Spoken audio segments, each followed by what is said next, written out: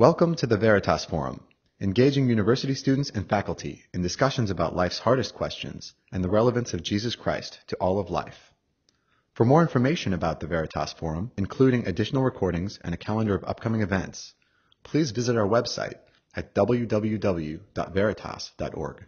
The following material is copyrighted and may not be duplicated, reproduced, or redistributed without prior written consent from the Veritas Forum. Join us as we explore true life.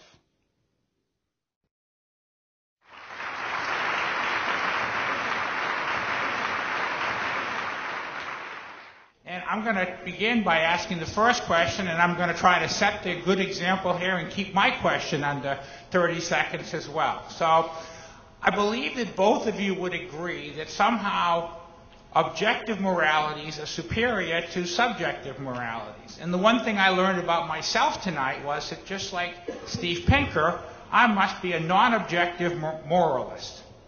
And so the question I want to ask is, what is the fundamental basis by which we as human beings can know morality as objective?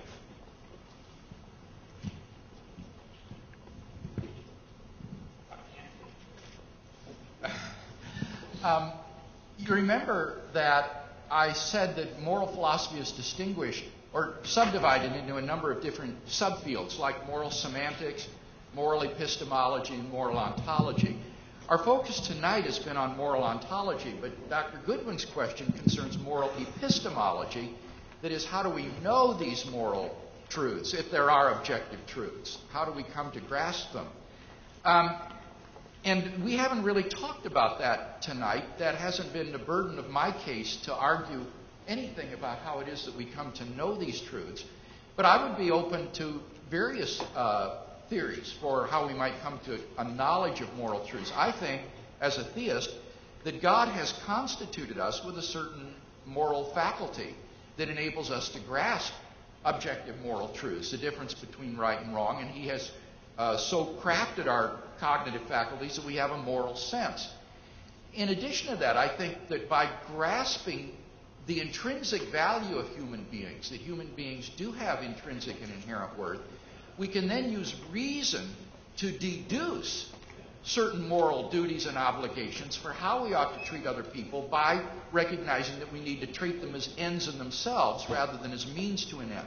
So given the intrinsic value of human beings, you can then rationally work out whether or not, for example, you ought to steal your neighbor's car from his garage or something of that sort, for which we have no explicit divine command, but which would fall under these general moral truths that would follow from how we treat people as ends in themselves.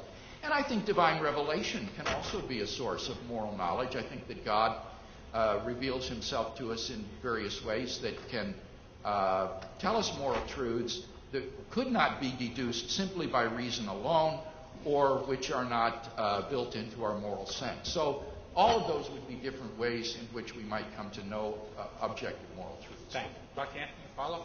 Yeah, I think it's another area where... Okay, I think this is, I agree with Dr. Craig that this is a different issue than the one that we have been concerned with.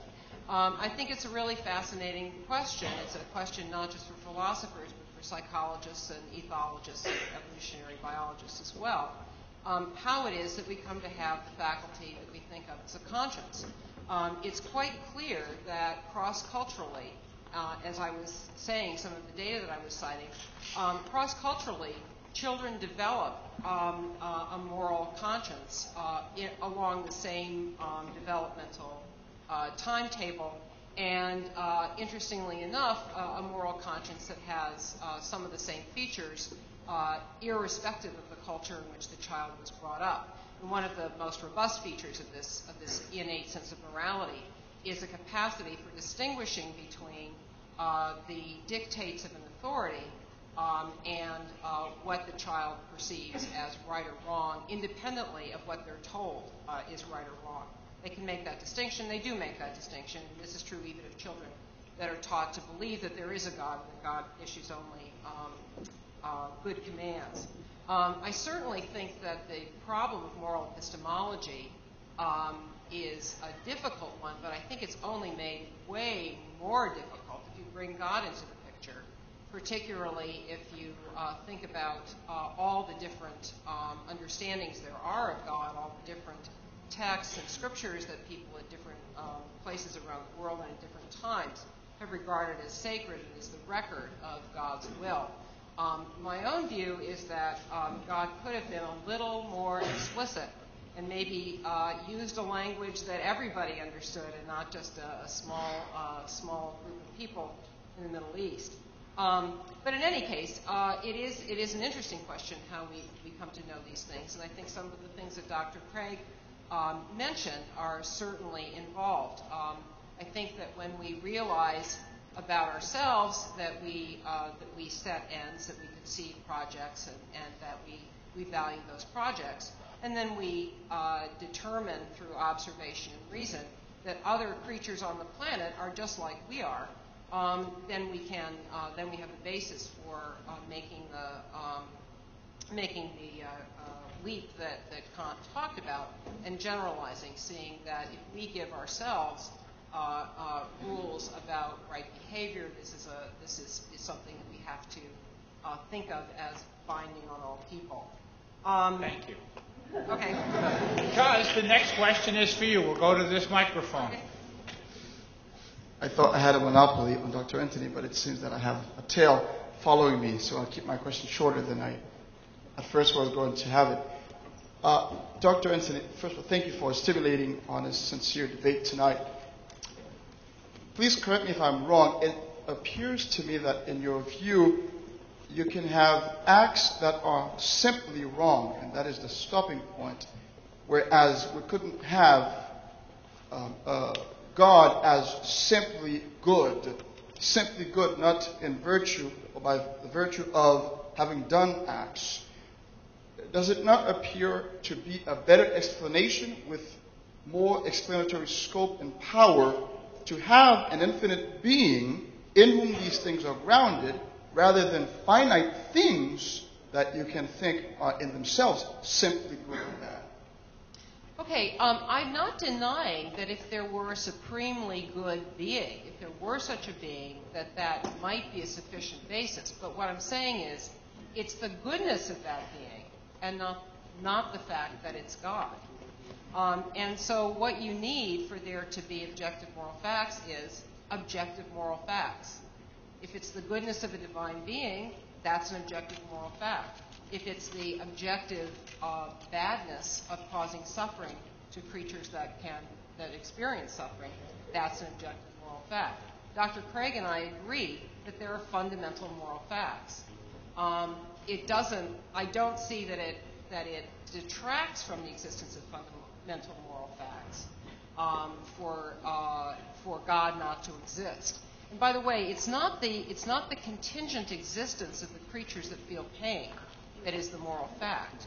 The moral fact is that if there are creatures that feel pain, then you must not cause unnecessary pain. That's a necessary truth. That's true in all possible worlds. It's true before there were any sentient creatures. It will remain true if there cease to be sentient creatures. Thank you. I think the question is a good one, and I noticed that whereas Dr. Antony is willing to simply stop with certain moral facts like if there are sentient creatures, it's wrong to cause them pain, but she seems to demand an explanation for why one should think that God is good and is the basis of moral values. And that seems to me to be rather odd.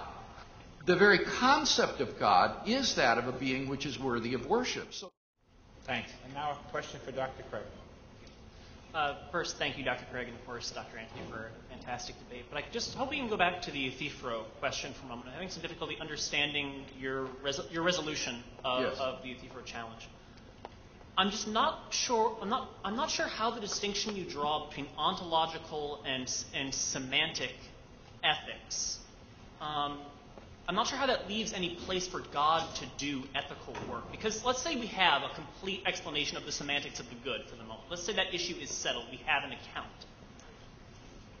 what does it do to say that there exists an X such that it instantiates perfectly all of those things which we have established in our semantic account of the good are constitutive of what we say the good is? Especially since it seems to be a part of the semantics of the good that the good is normative. What does it do to say that there is some perfect instantiation of the good greater than which nothing can be conceived? Okay. The role that God plays in this would be to provide an ontological foundation for thinking that there are objective moral values. But it doesn't play a semantical role in defining the concept of the good. Giving a semantics for the meaning of the English word good doesn't do anything to show that there are such properties as goodness or that it really exists. So that it's quite distinct. You can understand the concept or the definition of the word good without understanding what its ontological foundation is. Let me give an analogy from physics. Take light, for example. We know that light is a certain range of electromagnetic radiation. That's the nature of light. But that is not a semantical thesis about the meaning of the word light. People were able to use the word light meaningfully long before they knew anything about its nature. And similarly, they knew the difference between light and darkness before they knew anything about its nature. So what I'm suggesting is that it's similar with God. God provides an analysis of what it is for something to be good, and then also of right and wrong.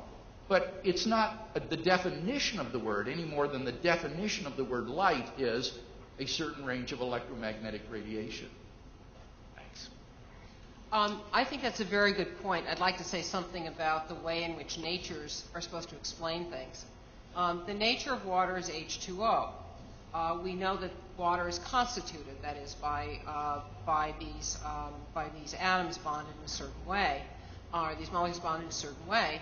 And it's true that people knew perfectly well what the meaning of water was before they knew that it was H2O. However, H2O explains all the properties that we use to pick out water, and that we used to pick out water before we knew what it was. Now, Dr. Craig keeps stipulating that God has a good nature. And if you ask further, well, what is it to have a good nature? Well, it's to be God. Now, that to me says that whatever God was like, whatever choices he were to have made, those would have been the good ones because God is stipulated to be good. This is not a nature that's going to explain anything. It's not going to explain, God's being good is not going to explain why it's wrong to torture sentient creatures. So it doesn't bear the same relationship to our judgments, our ordinary pre-theoretic judgments about what the good is, that the explanation about the fact that water is H2O bears to our understanding of what water is. Hey, Dr. Antony.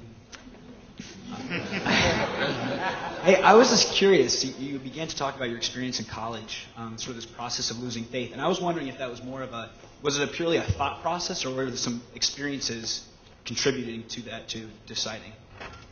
It was entirely the result of my first philosophy class, where I thought about the arguments for God, for the existence of God, and I fought tooth and nail to defend them, and I just found that they were not convincing to me. The ontological argument that Dr. Craig has been kind of alluding to, that God is a being greater than which none can be conceived, I just didn't see how some fact about what I'm able to conceive, to conjure up, was supposed to demonstrate that something actually existed, for example.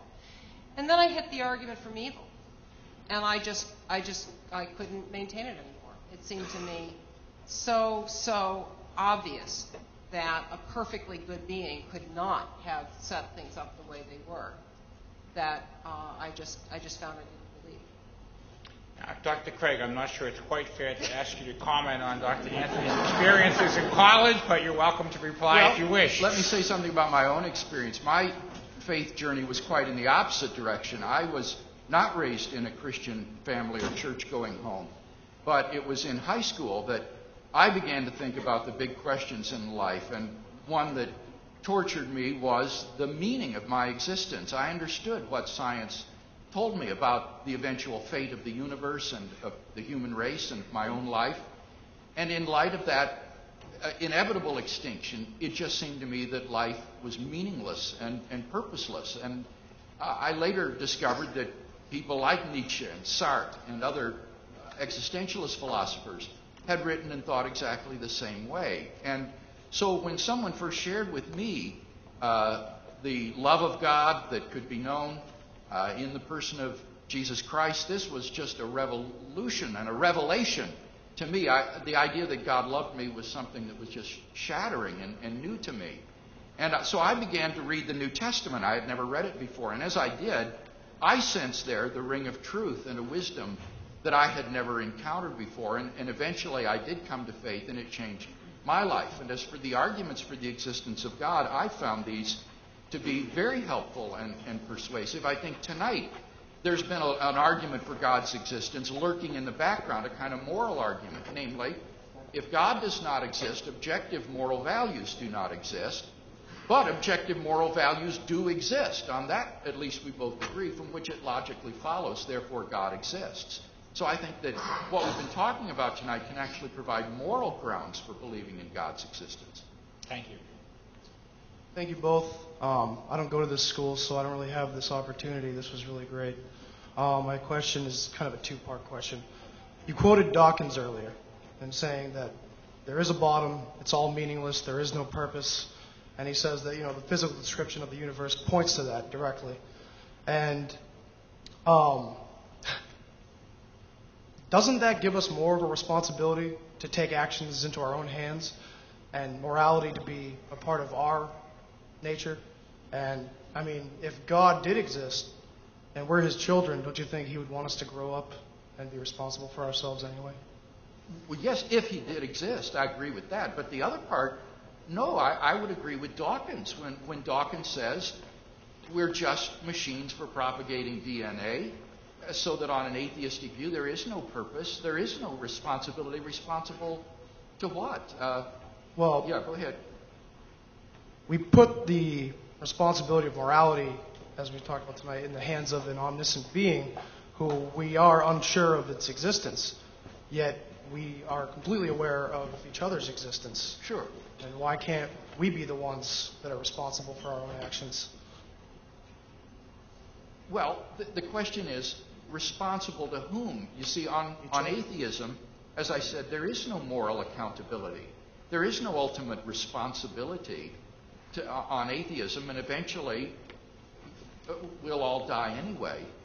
So why, who was it? It was Steve who read the thing, what has posterity done for me lately? This is, I think, a very poignant question for the atheist to ask. So I guess it's just very hard for me to see why on atheism we would have these sort of moral responsibilities and objective duties rather than say we're just a primate that has evolved on this planet, and so why not just live for yourself rather than for others? Well, can I just answer that real quick? If God didn't exist, then this is the only life we have, so that's why there would be morals to make the best of this we possibly can. See, I guess, how do you think that follows? If there is no God, then this is all that we have, but then nothing follows about how we should behave. No, of course not. Well, three Well, parts is our I'm limit, sorry. but we're very happy to have you on our campus today. Can I just, Yeah, please. I think you're a very wise young man. I think, the universe has no purpose, but I do, right? I have lots of purposes, right? I have a book I want to write. I have children that I love and a husband that I love, that I would do anything for. I have friends that are very dear to me. There are injustices in the world that I want to see corrected. I have lots of purposes. It makes a lot of difference to a lot of people and to me what I do. That gives my life significance. And I don't understand why I'm worried for Dr. Craig. I wonder if he has any friends.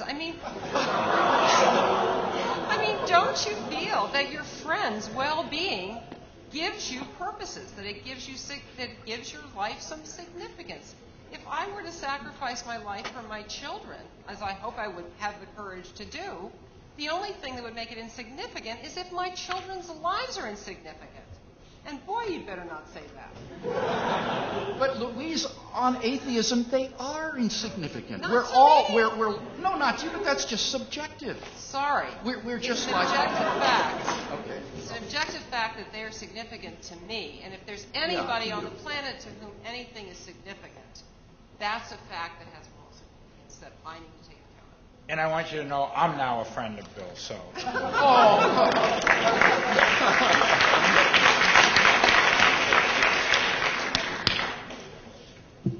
Dr. Antony, you mentioned earlier that oftentimes it's hard to do the moral thing.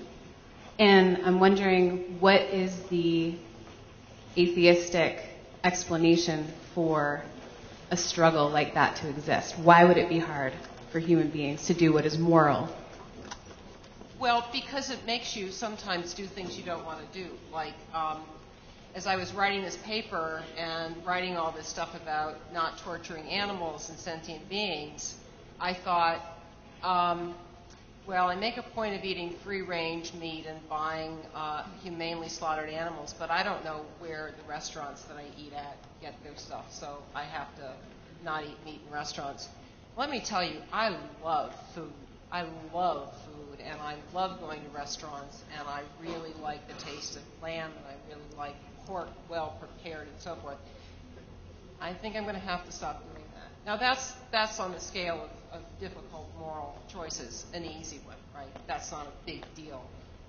People lose their lives. Rachel Corrie, a 23-year-old American woman, went to the Gaza Strip to try to stop home demolitions from happening. Illegal, immoral home demolitions. She was crushed by a bulldozer. She gave up her life. Now, sorry, I think that is incredibly significant. And I think she had enormous courage. Goes beyond anything I can do, I'm sure. And she did it because she was outraged by the injustice. So that's hard. Well, I think it's hard to be moral because so often the moral thing runs contrary to what self-interest prescribes. And so you have, on the one hand, this evolutionary principle of survival of the fittest. On the other hand, you have this moral ethic of compassion. And on the atheistic view especially, these are contrary to each other because survival of the fittest says, go for number one, climb to the top. The fit will survive. And that is just at odds with an ethic of compassion. And so the dilemma the naturalist faces is, why should he deny what evolution has programmed into him that the fit should survive, and instead adopt this moral perspective? Why should Dr. Antony on naturalism not eat lamb when wolves eat lambs and do nothing immoral to the lamb? Why is it wrong for her to be carnivorous, but it's not wrong for the wolf to be carnivorous? I can't see any basis on naturalism for that. But on theism, I do want to say I think we do have responsibility toward animals and toward plants and the ecosystem, not because they are moral agents, but because on theism we are, and have a creation mandate from God to steward the earth and to care for his creation.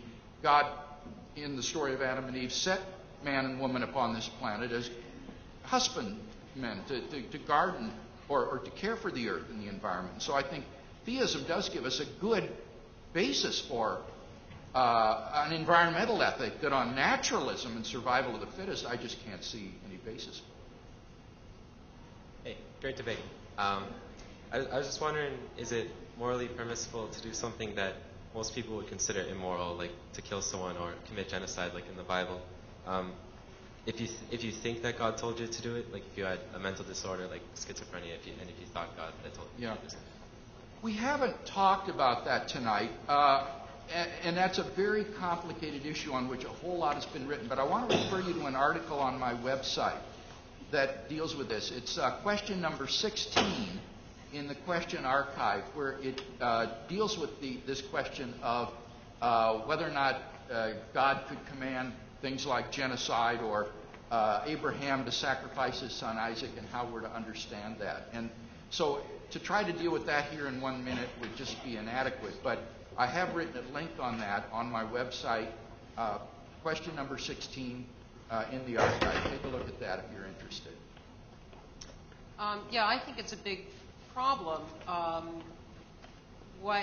How you're supposed to distinguish the commands of a God who, you know, because of the historical record, does command genocide from time to time, does tell people to wipe out every living thing, does tell a father to slaughter his son as a sacrifice, and then says, never mind. Does enter into a bet with the devil to see if he can test his faithful servant Job. So you know that God does do things like that. So it's kind of an epistemological problem, what God is actually telling to do. Now, the people that I know who are religious and sincerely moral people will say things like, look, those were stories written by primitive people.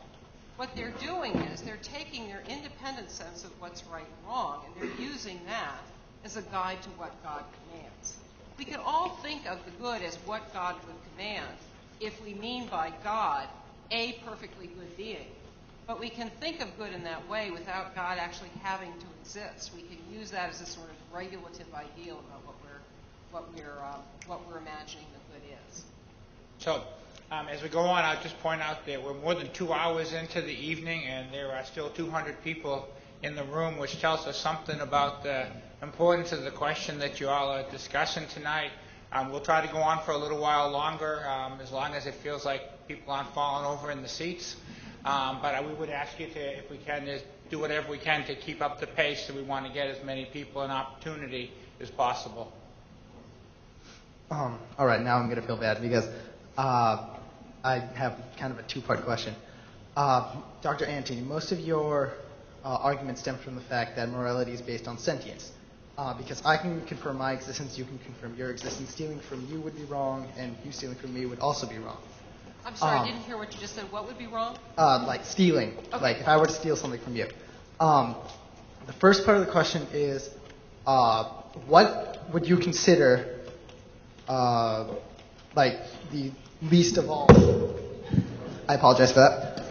The least evolved sentient being. Just really quickly. Least evolved sentient beings?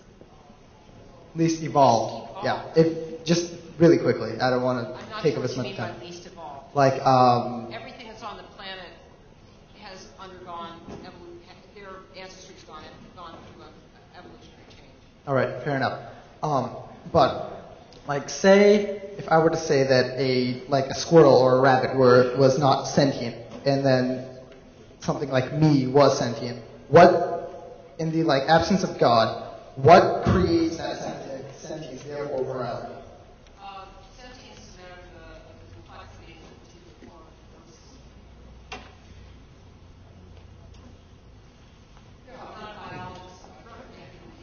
And see, that raises the question, how is having a certain complex nervous system the foundation for saying that therefore this is morally valuable, that this is a good? Your question about the least evolved sentient being, I think, is a good one, because I think you're asking is where is the lower threshold where moral value breaks off and neutrality begins, and what sort of basis would that? Oh, oysters. So I think that you're raising a good question. It just seems to me to be arbitrary to think that sentience is objectively good, on atheism at least. Okay, I hope I have an easy question for you. It's a yes or no question. Excellent. So it should be kind of quick. Dr. Craig, if I understood you correctly, you asked the question of Dr. Antony. You asked her to answer this question. If there is no God, what sets human beings apart from other animals? Why should we follow any code of morality when ants and sharks and other animals clearly do not? What reasons do we have to consider ourselves above certain acts that other animals take part in? Well, I ask of you, isn't the fact that we as humans can conceive of a higher power, the fact that we have an ability to believe in God, isn't that enough? No. Thank you.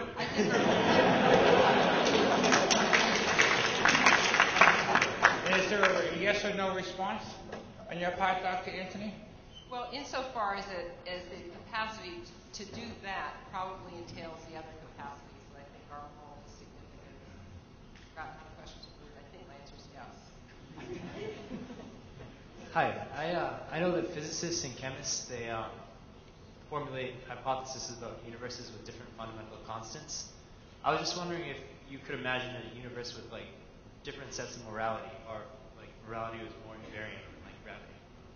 I think there are some moral obligations that we have that are socially constructed, like property rights. I think that property rights are rights that are constructed by our agreement to form a social contract with each other. But I think that the fact that if a being is sentient, you can recognize the fact you have an obligation not to cause that sentient being unnecessary pain. I think that's a necessary truth. Let's see. Yeah, I wanted to just, while we're on that, I just want to say something about this question about why it isn't immoral for wolves to eat lambs. It's because wolves have no capacity for understanding moral obligation. They don't meet the preconditions for having moral obligations. They have some moral rights because they're sentient. Right? They have a right not to be harmed by beings that know that they're harming them. But wolves don't have the capacity to recognize the moral facts, so they don't have the obligation. That's the difference between us and wolves. Well, now that just strikes me as really bizarre. You think that wolves have the right not to be harmed by a being which knows what it's doing if it harms the wolf, or that the lamb has a right not to be eaten by a being that has the knowledge of what it's doing, which the wolf doesn't have. I don't think lambs have a right not to be eaten. I think they have a right not to be caused gratuitous pain. Okay.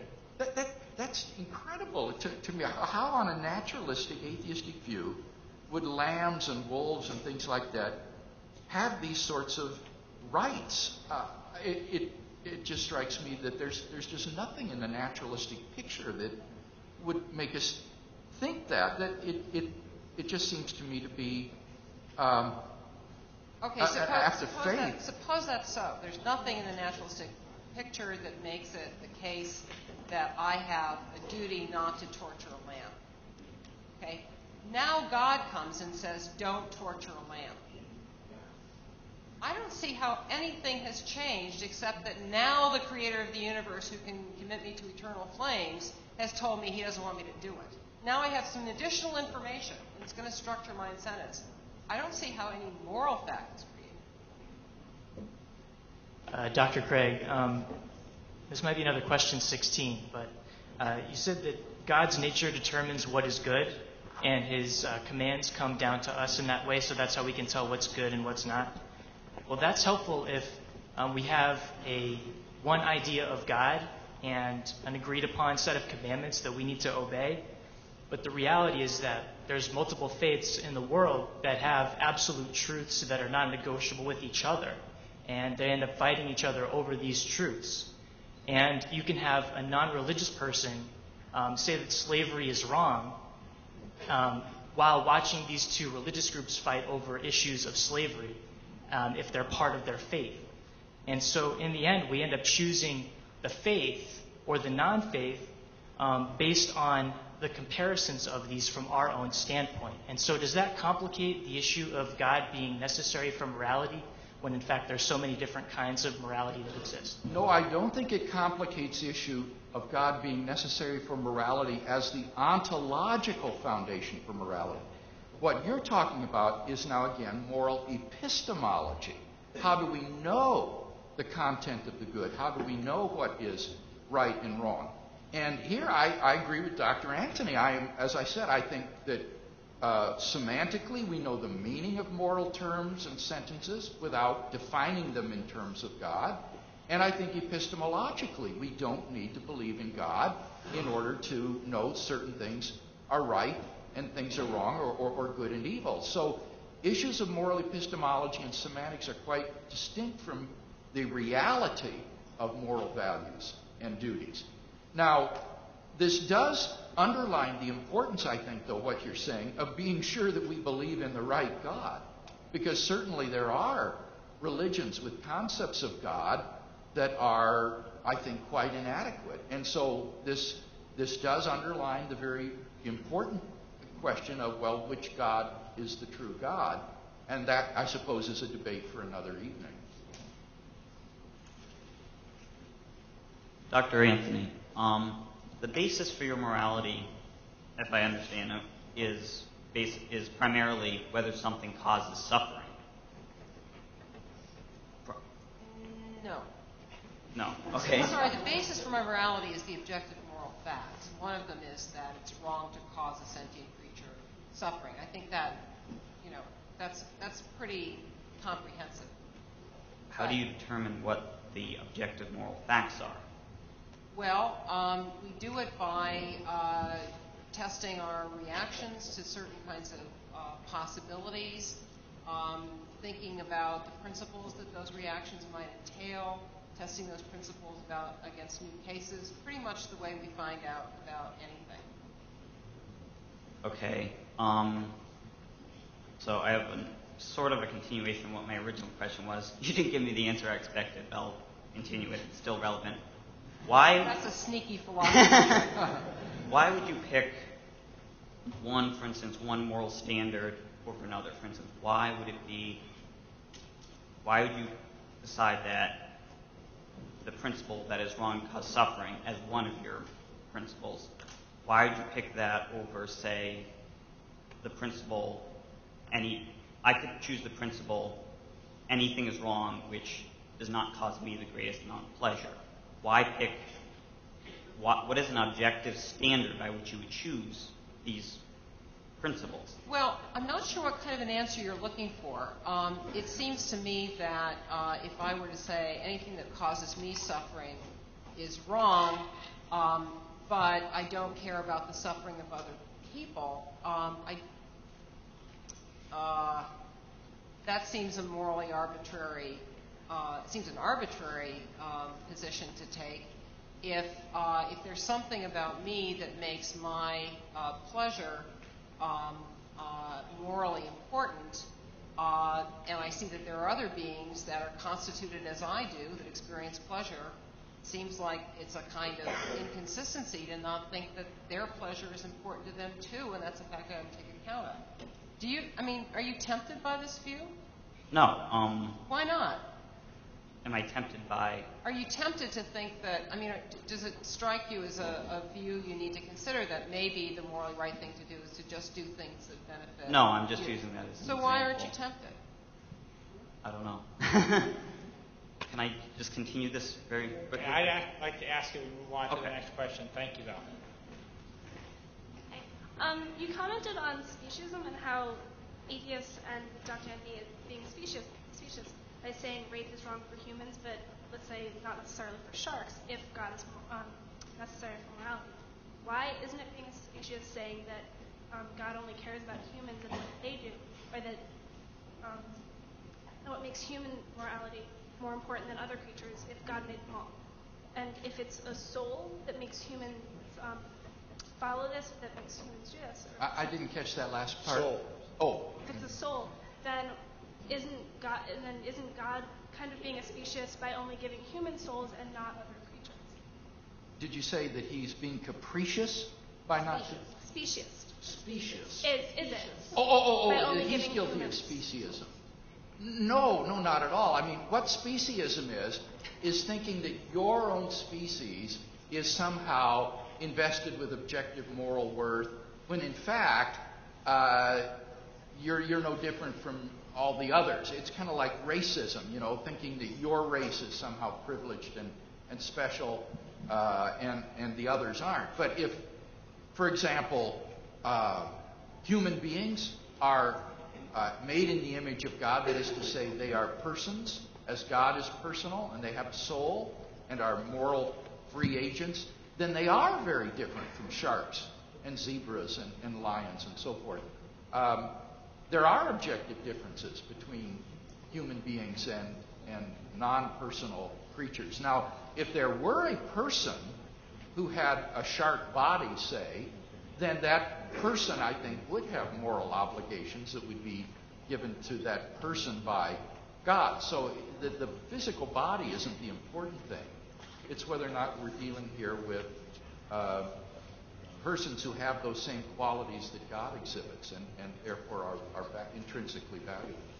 I'm not exactly saying it's the body itself, it's just what makes that only humans, the personal creatures, what makes them more important, just because they can comprehend it, but why wouldn't other creatures be able to comprehend it if God isn't necessarily remarking that they are more important? I'm not sure I understand the question. Did you say why aren't other creatures able to comprehend it? Why would God make that so? Well, I think ultimately, now this is, again, this is just my personal opinion. I think that these serve the purpose of having an ecosystem that is one in which human beings can flourish and ultimately come to know God and to be members of His kingdom and part of His family. And that these are also a reflection of the beauty and the creativity of God Himself. I think God is a sort of supreme artist, and His beauty is reflected in the creation. So He delights in the abundance of creatures that exist in the universe, and these serve as a kind of arena in which this human drama is then played out. So sometimes arbitrary decisions are both needed and justified, and I am going to let you respond. I'm just going to say that we are going to stop at 10 o'clock, and I say that because we've asked a lot of our panelists tonight, and I say it out loud because the people at the end of those lines may be very upset with me in 10 minutes. So I just hope that we'll all keep that in mind and try to keep as much of this exchange going on as possible in the last 10 minutes. Okay, you ask a very interesting question and a good question, and it's one I haven't thought about. And the question is, I think your question leads into a kind of new argument for evil against the benevolence of the Creator. God seemingly arbitrarily chose human beings to invest with souls, to create in His image. The other animals He didn't. What are the consequences? Well, human beings He can command to regulate their activity with respect to each other in a way that might limit the amount of pain and suffering they cause each other. But He didn't give those capacities. He didn't give the soul. He didn't give those capacities to animals, to sharks. So they're just ripping each other to shreds, causing each other enormous pain. And apparently God isn't concerned about that. It may be beautiful, but it's painful. It's painful to be not a human. Okay, Dr. Antony, you said in your concluding statement that in a world without divine redemption or intervention, certain acts that we all think are unforgivable would be even worse because we'd have to live with it without God intervening. Now, what do you make of the Christian doctrine that we are all so flawed that we've all done unforgivable things, seemingly unforgivable things? Like, for instance, I bought this shirt knowing full well that it caused immeasurable pain in a third world country. So, and we all do stuff like that. So do you disagree with that idea that we are all so horribly flawed? If so, why? Or do you agree with it? And if so, then how can you live with yourself in a world where there's no atonement or grace? Well, I didn't say there's no atonement or grace. I think there is. I think that I think you can atone for things by trying to make up for the damage or repair the damage you've done. It's just I think it has to be done here. I really reject and find offensive the view that there are no moral distinctions to be made, and I don't believe if you will pardon my being personal about it, I don't believe you believe it either. You think that you are the moral equivalent of Adolf Hitler or Pol Pot? I don't. I think that there are worse and there are worse things and worse things. I mean, I think there are lots of things. Of course, we all do things for which we are sorry and we regret. We try to do better. But there are some things that are really, really, really awful. And I think there are moral distinctions to be made. And if your religious view is that they're not, I think that's a really good reputation for this view. It'll be very quick because my question's already been answered. I was going to speak about Dr. Antony's comments about intrinsic value for evil and for good. And I was going to voice it in the question about God permitting genocide and children being killed. I'll look at number 16 on your website. Just want to make an editorial comment. You do have a friend, because I fully recognize that the heavens do declare the glory of God.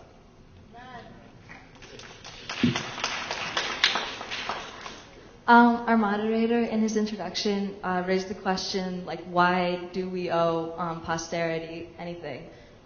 You frequently said that like sentient beings have a duty and a moral duty not to cause others pain.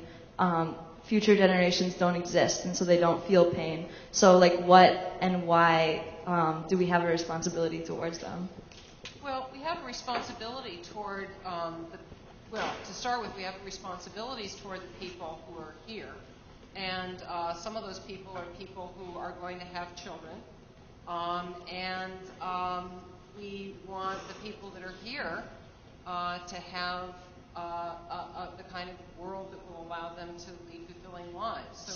So it's for the sake of the present generation and not for the sake of the future generations that we have a moral obligation?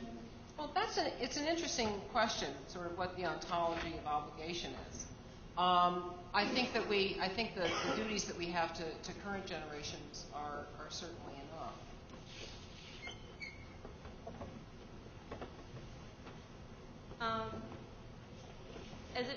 Just as a general question, would you agree that the morality that God gave humanity is unchanging and everlasting? First and second part. Not necessarily. I do agree with what Dr. Antony said when she said that some moral obligations, I think, could be contingent. For example, God, I think, gave certain moral commands to Israel in the Old Testament that were temporary and not permanent. And so it does seem to me that it's within God's prerogative to do that sort of thing. But when we're talking about these really fundamental moral goods, like the intrinsic value of human beings, then I think those are certainly metaphysically necessary truths and would be unchangeable. Well, I feel like in this conversation that everyone here has been ignoring the institutions in which people praise, worship, and preach the Word of God. And I feel like these institutions have, over time, changed their own morality, such as the Crusades, Christian Crusades, and the Vatican's approval of Nazi Germany and now more fundamental Islamic extremism. And I feel like, therefore, would it be true that instead of an existing God and his morals, that these institutions were created as a form of social control, and that these morals were created to control the population instead of God preaching these morals to the people? Well, it doesn't follow that they were created for that purpose, but it certainly may well be true that they serve that function of social control and manipulation of populations and so forth. I think a very good case could be made out for that. I don't think anything follows from what you've said about the subject of tonight's debate, because Dr. Antony and I would both agree that we can make moral mistakes, and that therefore, for example, if the church thought that the Crusades was something that was morally right and good, that they were simply wrong in thinking that. If there were theists who were guards at Auschwitz, they were just morally mistaken. So I agree with what Dr. Antony said when she said, I don't care if my culture says something is morally permissible and I know that it's not. My culture is simply wrong in that case. So those institutions may have served the function on occasion of social manipulation or control, but that doesn't follow that God doesn't exist, or that he's not the foundation for morality, or that there aren't objective moral truths. And I apologize, but this is the last question. So picking up on that comment, it seems you both agree that there's moral objectives, and Dr. Craig wonders how Dr. Antony can hold to them without belief in God. And my question for Dr. Antony is, notwithstanding your questions, and you raised some important questions and deep issues from the biblical record, but is it possible, how would you respond to the possibility that being made in the image of God, though you at present have issues with God, you still have that inherent sense of morality, and what some things are just wrong and some things are just right, as a reflection of being created in the image of God? I suppose it's possible. It seems to me extremely unlikely that's where I came from. I think I probably evolved. And if I could just take the opportunity to say something about why I think Dawkins and Louise are wrong, and why Dr. Craig is wrong.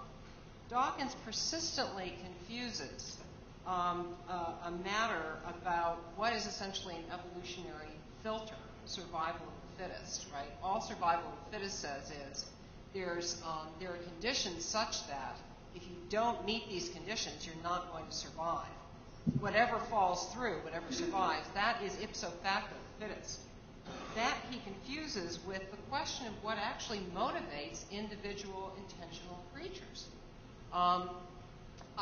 It can evolve that you are a creature who has intentions that are very different from anything to do with the conditions that make it possible, the conditions that structure your ability to pass on your genes. So there's nothing in me that is aiming to maximize the number of copies of my genes in the world.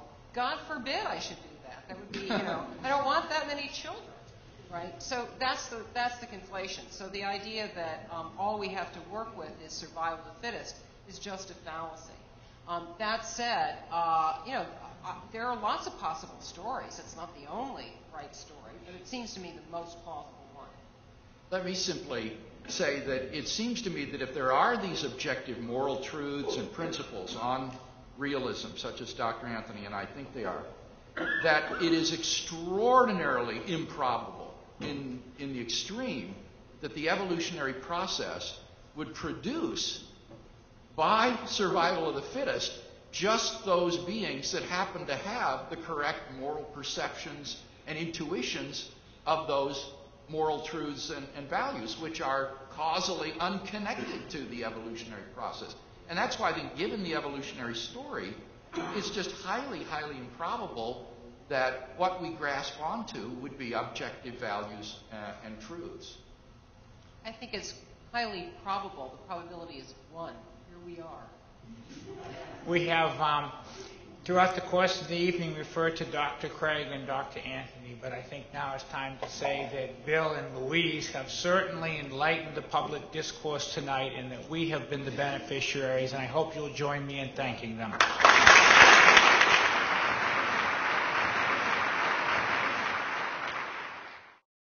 For more information about the Veritas Forum, including additional recordings and a calendar of upcoming events, please visit our website at www.veritas.org.